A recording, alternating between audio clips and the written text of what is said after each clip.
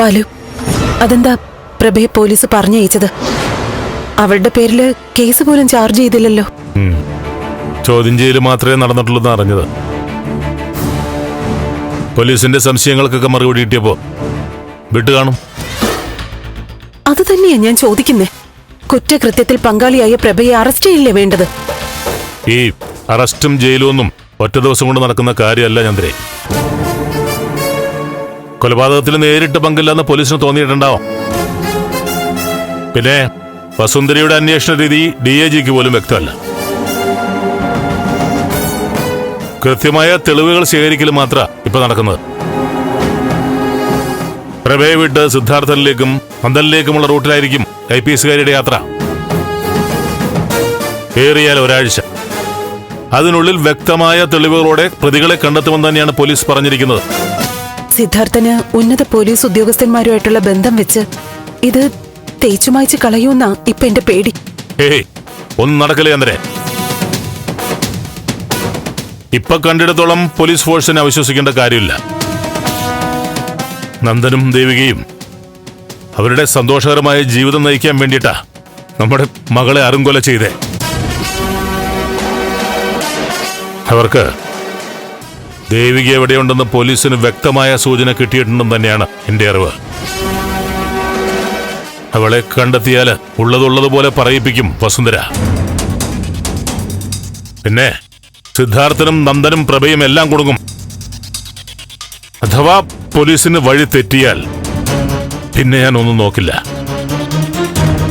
സിദ്ധാർത്ഥന്റെയും മകന്റെയും മരണം എന്റെ കൈകൊണ്ട് തന്നെ സംഭവിക്കും.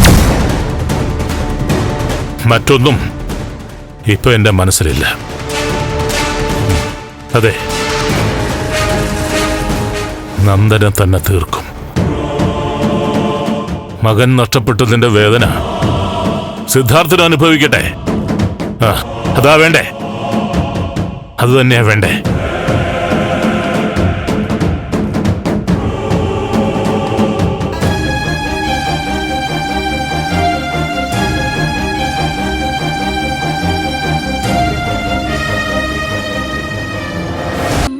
എന്താ ഇവിടെ?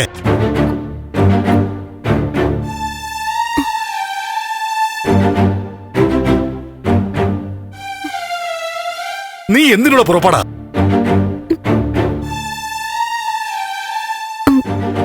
പാട്ട് കേട്ടിട്ടാ ഞാൻ. ആവശ്യമില്ലാത്ത കാര്യത്തെക്കുറിച്ച് ചിന്തിക്കരുതെന്ന് ഞാൻ നിന്നോട് പറഞ്ഞിട്ടില്ലേ?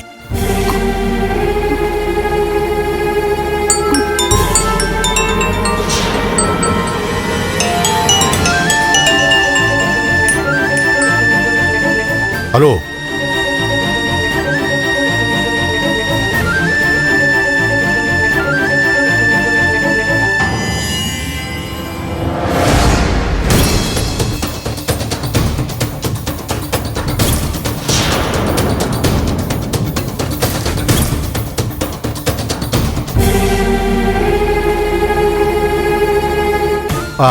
വളരെ നന്ദിയുണ്ട്.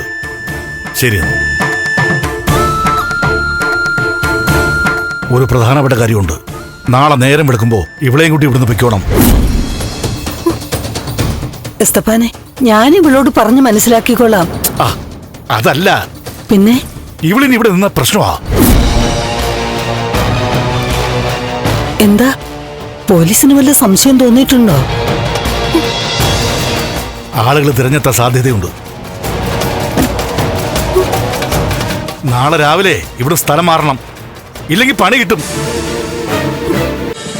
ഫ്ലവേഴ്സ് ഒരുക്കുന്ന കാഴ്ച വസന്തം യൂട്യൂബിൽ പ്രേക്ഷകർക്ക് ലൈവായി കാണാം. ഫ്ലവേഴ്സ് കോമഡിയിൽ ജോയിൻ ചെയ്യൂ, ആസ്വദിക്കൂ.